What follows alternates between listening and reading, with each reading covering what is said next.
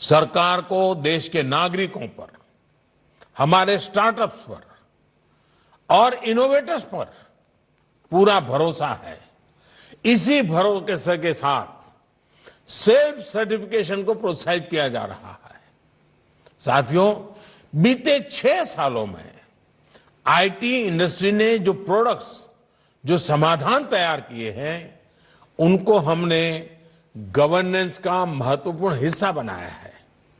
विशेष तौर पर digital India ने, डिजिटल टेक्नोलॉजी ने सामान्य से सामान्य भारतीय को सशक्त किया है, सरकार से उसको जोड़ा है। आज डेटा को भी डेमोक्रेटाइज किया गया है और लास्ट माइल सर्विस डिलीवरी भी प्रभावी हुई है। आज सैकड़ों सरकारी सर्विसेज की डिलीवरी ऑनलाइन की जा रही है। गवर्नेंस में टेक्नोलॉजी के प्रभावी उपयोग से गरीब और मध्यम वर्ग को सुविधा के साथ साथ करप्शन से भी बड़ी राहत मिली है। हमारे फिनटेक प्रोडक्ट्स और यूपीआई जैसे डिजिटल प्लेटफॉर्म की चर्चा तो आज पूरी दुनिया में है। वर्ल्ड बैंक समेत इसके सामर्थ्य की चर्चा कर रहे हैं। कैसे 3-4 साल के भीतर भीतर एक हैवीली कैश डिपेंडेंट सोसाइटी, उससे हम लेस कैश सोसाइटी की तरफ मक्कमता पूर्वक बढ़ चले हैं, ये हमारे सामने है। जितना डिजिटल ट्रांजैक्शन ज्यादा होता जा रहा है, काले धन के स्रोत उतने ही कम हो रहे हैं। जेम ट्रिनिटी और डीबीटी के कारण ही आज गरीब के हक की पाई पाई उस तक बिना किसी लीकेज के पहुंच पा रही है। साथियों, ट्रांसपेरेंसी यानी पारदर्शिता गुड गवर्नेंस की सबसे अहम शर्त होती है। यही बदलाव अब देश की शासन व्यवस्था में हो रहा है। यही कारण है कि हर सर्वे में भारत सरकार पर जनता का भरोसा लगातार मजबूत से मजबूत हो रहा है। अब सरकारी कामकाज को सरकारी रजिस्ट्रों से बाहर निकालकर डैशबोर्ड पर लाया जा रहा है। प्रयास ये है कि सरकार और सरकारी विभाग की हर गतिविधि को देश का सामान्य नागरिक अपने फोन पर देख सके। जो भी काम हो वो देश के सामने हो। साथियों, गवर्नमेंट प्रोक्योरमेंट को लेकर पहले कैसे कैसे सवाल उठते थे, ये हम में से कौन है जो नहीं जानता है। हम भी तो चर्चा में वही बोलते थे, हम भी वही सुनते थे, हम भी चिंता व्यक्त करते थे। अब आज डिजिटल टेक्नोलॉजी का उपयोग करते हुए पूरी पारदर्शिता के साथ गवर्नमेंट ई मार्केट प्लेस यानी जेम GEM के जरिए खरीद की जा रही है। आज ज्यादातर सरकारी टेंडर ऑनलाइन मंगाए जाते हैं। हमारे इंफ्रास्ट्रक्चर से जुड़े प्रोजेक्ट्स हो या गरीबों के घर, हर प्रोजेक्ट्स की जियो टैगिंग की जा रही है ताकि वो समय पर पूरे किया जा सके। यहां तक कि आज गांवों के घरों की मैपिंग ड्रोन से की जा रही है। टैक्स से जुड़े मामलों में भी ह्यूमन इंटरफेस को कम किया जा रहा है। फेसलेस व्यवस्था विकसित की जा रही है। टेक्नोलॉजी से सामान्य जन को तेज, सटीक और पारदर्शी व्यवस्था देना ही तो मिनिमम गवर्नमेंट, मैक्सिमम गवर्नेंस, मेरी दृष्टि वही उसका मतलब है। साथियों, आज विश्व में जो भारतीय टेक्नोलॉजी की छवि है, जो पहचान है, उसे देखते हुए देश को आपसे बहुत ज्यादा उम्मीद है, बहुत ज्यादा अपेक्षाएं हैं। आपने ये सुनिश्चित किया है कि हमारी टेक्नोलॉजी ज्यादा से ज्यादा मेड इन इंडिया हो, मेरा आपसे आग्रह है कि आपके सॉल्यूशन में भी अब मेक फॉर इंडिया की छाप होनी चाहिए। अगर हमें मल्टीपल डोमेन्स में इंडियन टेक्नोलॉजी लीडरशिप की ओर आगे बढ़ना है, इस मोमेंटम को बनाए रखना है, तो हमें अपनी कॉम्पिटिटिवनेस के नए मापदंड बनाने होंगे। हमें अपने आप से स्पर्धा करनी ही होगी।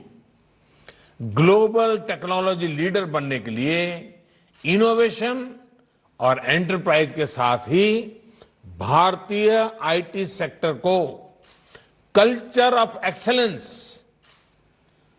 और इंस्टीट्यूशन बिल्डिंग, उस पर भी उतना ही ध्यान देना होगा।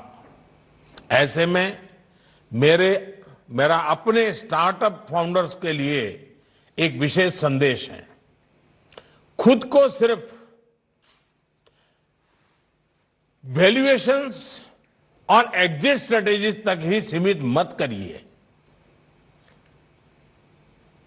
Think how you can create institution that will outlast this century.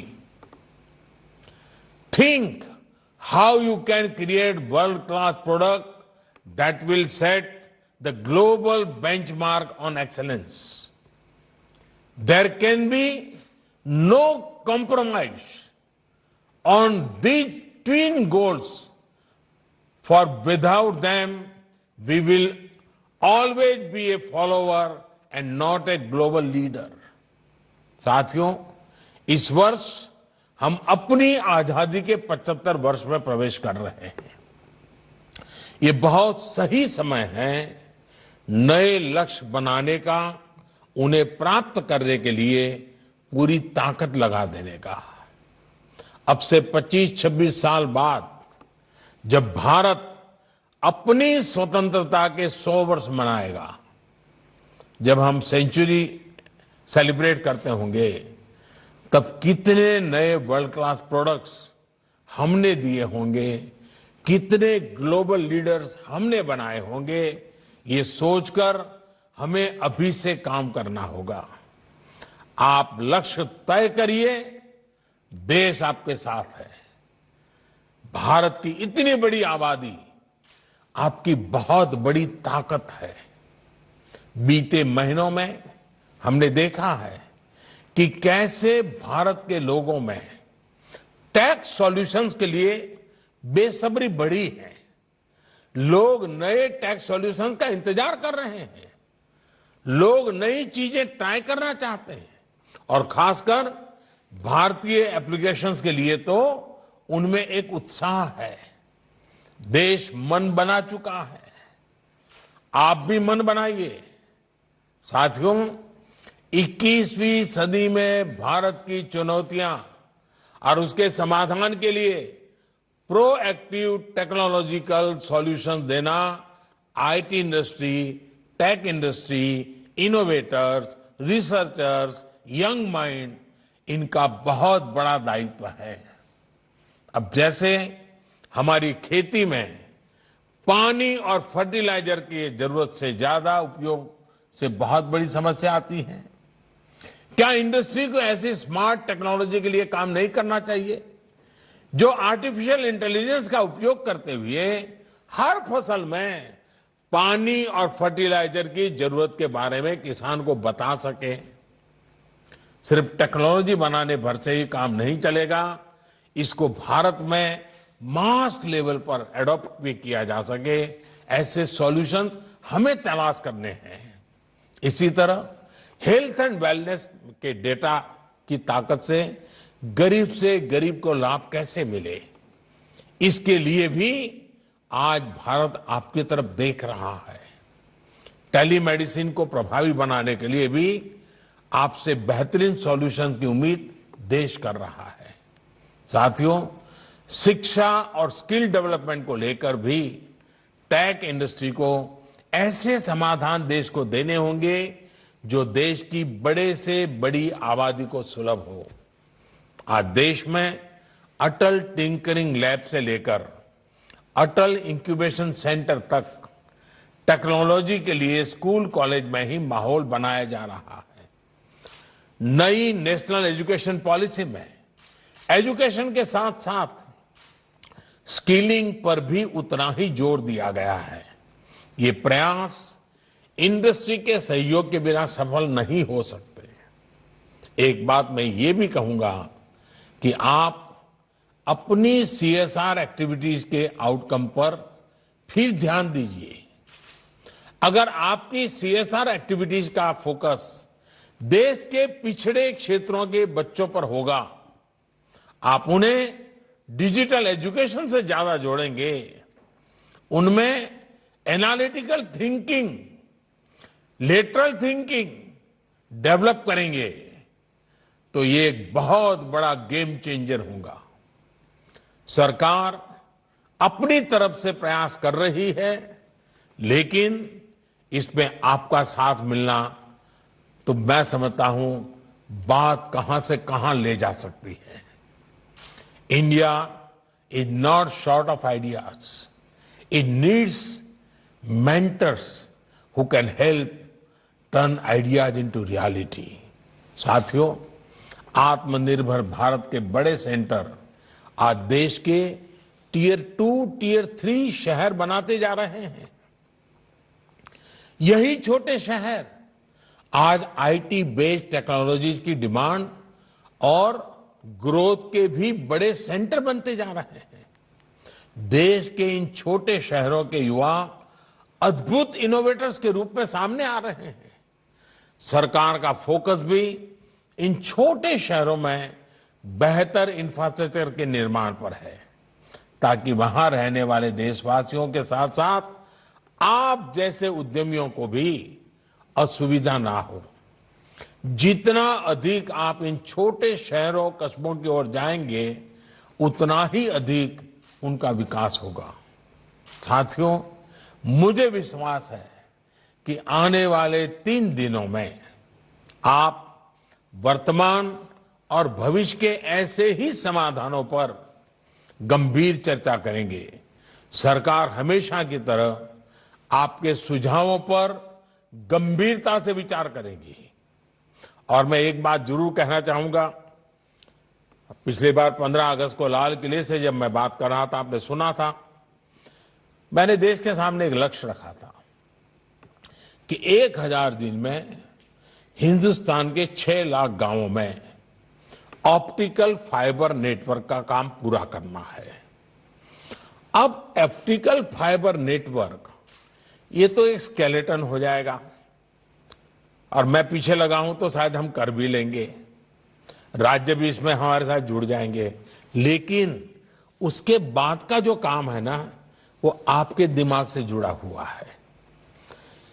Optical fibre network का इंफ्रास्ट्रक्चर हिंदुस्तान का गरीब भी गरीब इसका उपयोग कैसे करे, यूजर फ्रेंडली नए नए प्रोडक्ट कैसे आए, गांव का व्यक्ति भी सरकार से, बाजार से, बदलाव से, शिक्षा से, आरोग्य से कैसे जुड़े, ये स्केलेटन उसकी जिंदगी बदलने का एक बहुत बड़ा रास्ता कैसे बना सकता है।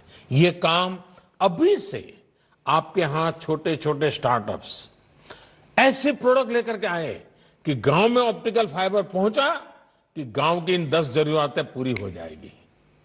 गांव के अंदर ऑप्टिकल फाइबर पहुंचा, गांव के बच्चों के जीवन में ये चीज बदलाव लाने के लिए मेरे पास रेडी है। आप देखिए कितना बड़ा अवसर है, कितना बड़ा अवसर है। और इसलिए मैं आपको निमंत्रण देता हूं कि सरकार इस काम को कर रही है। आप सोचिए, आजादी के 75 साल के लिए आप क्या कंट्रीब्यूट करेंगे, कुछ तय कीजिए। 2047 आजादी 100 साल के लिए मनाने की जाएगी।